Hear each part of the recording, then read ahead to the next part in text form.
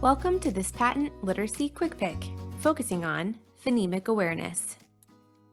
As a result of viewing this PaTTAN Quick Pick, we will be able to define and distinguish between the terms phonological awareness and phonemic awareness, explain the role of phonemic awareness in reading and spelling, and consider the unique needs of all learners when planning for and implementing explicit and systematic phonemic awareness instruction in the classroom. Before we dive deeply into the content of this presentation, let's build a bit of background knowledge for some of the elements you'll see on the slides. This presentation talks a lot about speech sounds. We represent those speech sounds visually on the slides by putting the sounds in between two front slashes we call virgules. When you see this, it isn't referring to the letter name or print. It represents the sound. As an example, what you see on the screen doesn't represent the letter K. It's representative of the sound k, like in kitten and cat. It's important to make that distinction as we move forward with this content. You may be familiar with this image of Dr. Hollis Scarborough's reading rope. The reading rope is a visual metaphor that helps explain the essential word recognition and language comprehension strands that interactively develop and contribute to skilled reading with comprehension. Although today's focus will be on the phonemic awareness subskill of the phonological awareness strand for word recognition, we should always keep in mind that each strand is part of an integrated system. Our end goal is not mastery of phonemic awareness in isolation. It's to support all the strands in order to help our students get to skilled reading comprehension. As we begin, let's define phonological awareness. Phonological awareness is the broad class of skills that involve attending to, thinking about, and intentionally manipulating the phonological aspects of spoken language. It is the understanding that spoken language can be broken down into smaller parts. You can think of phonological awareness as an umbrella term, under which an awareness of all the units of our spoken language exist. Students become aware that our stream of speech is actually made up of individual words, and those words can be broken down into syllables, onset rhyme, or phonemes, the smallest unit of speech that distinguishes one word from another. You may hear the larger sound structures in speech, such as words, syllables, and onset rhyme, being referred to as phonological sensitivity. Instructing students in phonological sensitivity tasks can begin as early as 3 years of age and can certainly set the stage for phoneme level skills later. But it's not necessary for students to demonstrate mastery of larger units before beginning instruction at the phoneme or sound level. It is the awareness of the individual speech sounds, or phonemic awareness, that's crucial to learning how to read and spell. When learning to read, students need to look at the graphemes, which are the letter or letter patterns representing phonemes in print. They need to say the sounds the graphemes represent and then blend those sounds together to make a word and attach meaning to it. When learning to spell, students take a spoken word and segment it into phonemes and represent those phonemes with graphemes in their writing. Both of these processes are dependent on a student's understanding of phonemic awareness. Phonemic awareness is the ability to identify and manipulate the individual sounds in spoken words. Phonemic awareness is one of the strongest predictors of success in early reading acquisition. In fact, Marilyn Adams has stated that a student's ability to attend to and manipulate phonemes strongly correlates with their reading success all the way through 12th grade. But many students experience difficulty gaining this understanding because phonemes are elusive. After we speak, those sounds disappear. And when we speak, we co-articulate or run our sounds together and overlap them, making them difficult to distinguish and separate. When we speak, we say cat, not k, a, t. Students have to be explicitly taught how our speech system works in order to become proficient readers and writers. We can do that by drawing their attention to how the sounds are made in our mouths. Phonemes are sounds and articulatory gestures. When we draw students' attention to how these sounds are made with their tongue, teeth, lips, and airflow, we give them an anchor for those sounds so that they can be mapped to print. Although teaching phonemic awareness can be fun for both students and teachers, to be most effective, teachers have to have a solid understanding of the phonemes of English. We need to know how the sounds are made and be able to pronounce them clearly and accurately. As an example, when teaching the B sound, we want to make sure that we're teaching it as a voiced stop sound, not as buh with the added sound at the end. We want to teach our students to clip their sounds for accurate reading and spelling outcomes.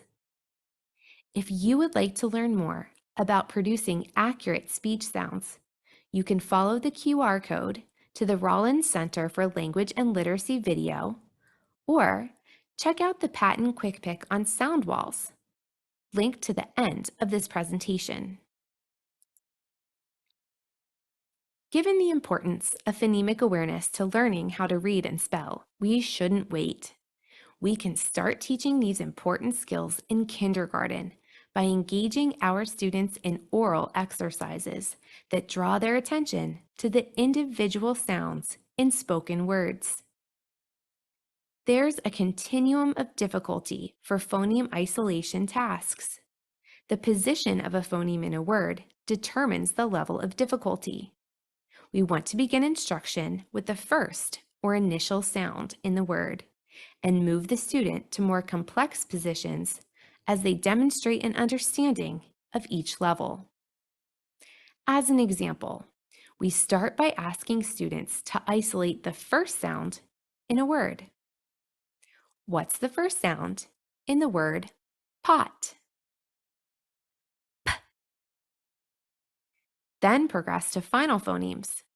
What's the last sound in the word sun? N. Next are the medial vowel phonemes in simple syllables. What's the middle vowel sound in the word hat? Ah.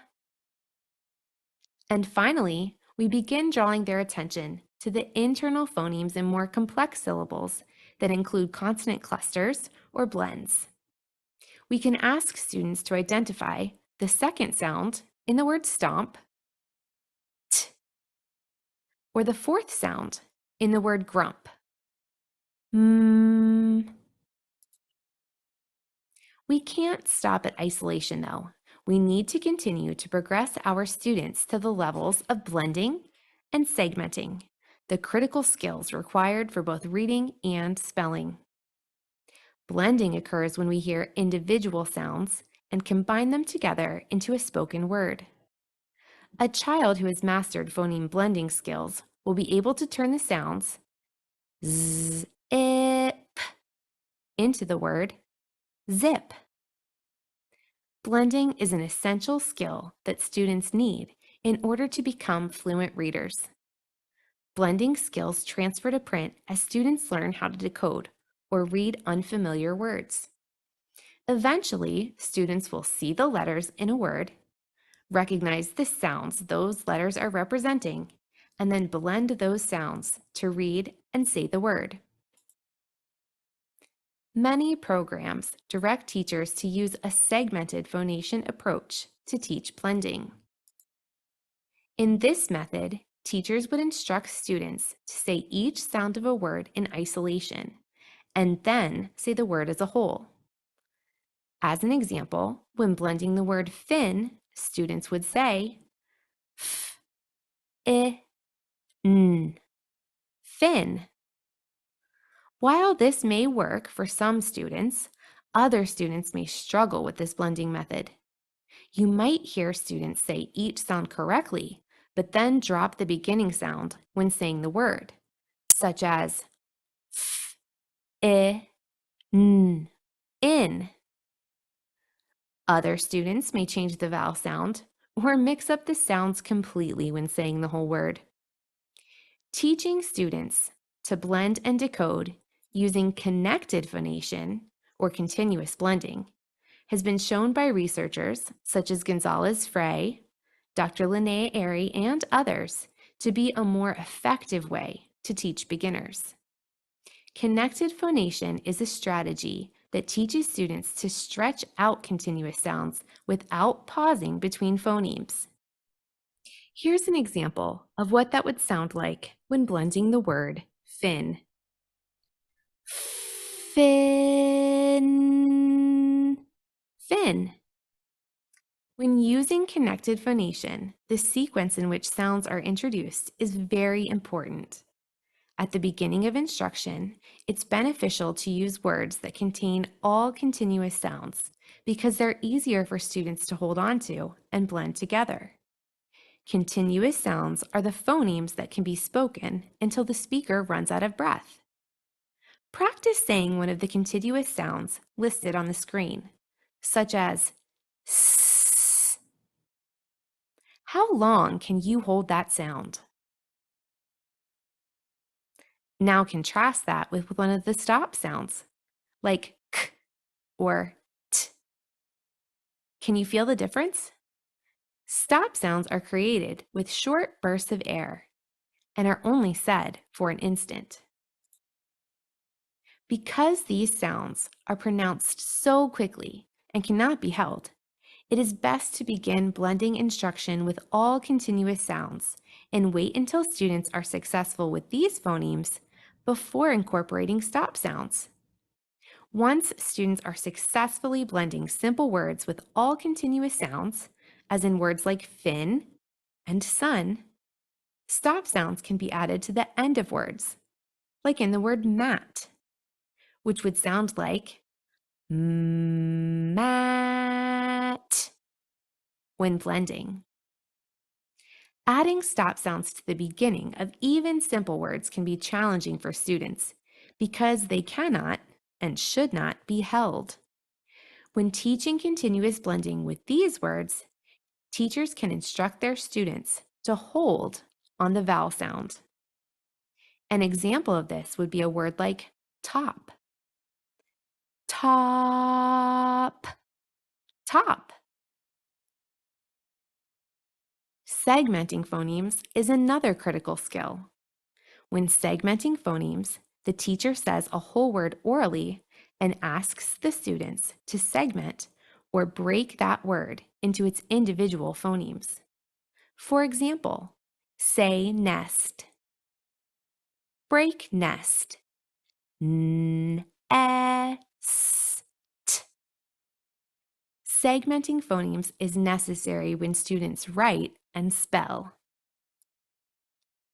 As with phoneme isolation, there is a progression of difficulty for blending and segmenting.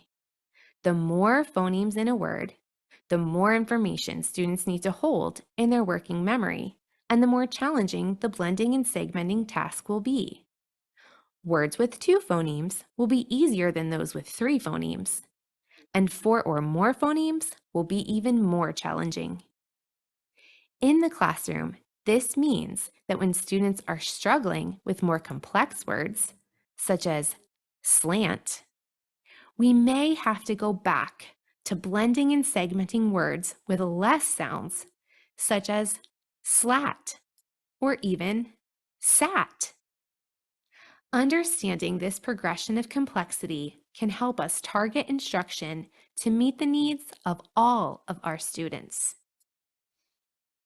When teaching novice and struggling students, there are ways we can assist and scaffold students' learning and practicing of phonemic awareness skills. Using picture cues can take some of the load off of working memory and allow students to attend to the task at hand. And make it multimodal. Simply put, the more you can incorporate speaking, listening, tactile, and visual information, the better it is for engaging all students in the learning process. We can also use oral cues by emphasizing or dragging out a certain phoneme to help focus students' attention on the targeted sound. For example, if a student is struggling to identify the second sound in the word flip, I can use vocal cues to help them isolate that tricky sound by saying flip. Hand gestures, like finger tapping or lifting fingers when segmenting, is another strategy students may find helpful, and it's fun. Scaffolding is crucial for some students, but we also want to remember to remove these scaffolds as soon as students gain accuracy and understanding. Novice and struggling readers are not the only students who benefit from scaffolds and pre-planning. English language learners and students who speak different language varieties could also benefit from special considerations. It's important for teachers and reading specialists to have an understanding of the phonemes of all languages spoken by their students. If you'd like to compare the phonemes of English with phonemes in other languages, the American Speech, Language, Hearing Association, or ASHA, has created phonemic inventories across languages to serve this purpose, like the one you see displayed here comparing Spanish and English consonants. Common phonemes are in pink and circled, while phonemes unique to Spanish are red and phonemes unique to English are blue. This information can help teachers identify which phonemes are the same across languages so that they can leverage what students already know and help students make connections to what they're trying to learn. When phonemes are new or unique to students, teachers can plan more time for explicitly teaching those phonemes, drawing students' attention to how those sounds are created with their tongue, teeth, lips, and airflow. Students will need even more repeated practice with phonemes that are not found in their native language in order to reach mastery. But phonemic awareness in any language is not the end goal and shouldn't be taught as such. It is a necessary but not sufficient step for word recognition and reading comprehension. We cannot simply teach phonemic awareness in isolation. As soon as students are ready, we need to help them make the connection to print by explicitly teaching how those phonemes map to graphemes by incorporating letters and writing as soon as possible as part of a comprehensive, structured literacy block. As with all things literacy, lessons should be systematic and cumulative, following a progression of simplest to most complex skills and positions of phonemes in words. When you have a progression, you can better identify students who may be struggling, not only with phonemic awareness tasks, but with the application of those skills in their reading and writing. Students need to be taught explicitly how phonemes map to graphemes and how to apply phonemic awareness skills in reading and writing. Teachers can make the connections between speech and print using instructional routines that follow a predictable sequence so students know what to expect during instruction and can focus on the content to be learned. During explicit instruction, teachers begin by telling students directly what they're going to learn. They model the new phoneme or skill step by step using clear and concise language. Students practice with the teacher and then are given plenty of independent practice opportunities with immediate and corrective feedback. This progression is often referred to as I do, we do, you do. Once children are explicitly and directly taught the phoneme and how that phoneme maps to print, instructional practice routines, like the sound spelling card routine displayed here, can be used daily. In this sound spelling card routine, the teacher has already explicitly taught the phoneme ah and introduced that sound spelling card with the grapheme. This practice routine begins with the teacher displaying the sound spelling cards that have been taught one at a time and prompting students to chorally respond. Here's what that would sound like in a classroom. All play the part of the teacher and student. The card is apple. Card, apple. The sound is ah. Sound, ah. The spelling is a. Spelling, a. If you'd like to learn more about other instructional routines, please use the QR code to view a PaTTAN literacy presentation by Jess Searles focused on enhancing core reading instruction, also known as ECRI. As we teach phonemes, we're also teaching students to map those phonemes to print. And as soon as students have a few of these letter-sound correspondences, including at least one vowel phoneme, students need to begin practicing blending words with those letter-sound correspondences that have been directly and explicitly taught. Students should be building words, reading those words in decodable text, and spelling words in dictation. They can do this with activities like word chaining, phoneme graphing mapping routines, and simultaneous oral spelling that you see here. During simultaneous oral spelling, the teacher draws attention to their mouth and says the word aloud. Students then repeat the word aloud while looking in mirrors if they're available. The students then segment the word into phonemes by finger tapping or moving chips into sound boxes. Next, the students write the graphemes that correspond with the phonemes and read it back. The teacher monitors their responses throughout this process, giving immediate and corrective feedback, as well as specific praise. Special time and consideration should be given to ensure that teachers themselves have the foundational knowledge and understanding to teach the phonemes of our language and phonemic awareness activities accurately with students. Do you know how many phonemes are in the word fox? Can you explain what it means to clip your sounds? If you'd like to check your understanding of phonemes and gain a more thorough explanation of this topic and many others, follow the QR code to PaTTAN's Literacy Resource Hub, website, or YouTube channel, where you can view literacy-related podcasts, quick picks, and stay up to date on the free events being offered by our PaTTAN Literacy team. Thanks for watching this PaTTAN Literacy Quick Pick on phonemic awareness.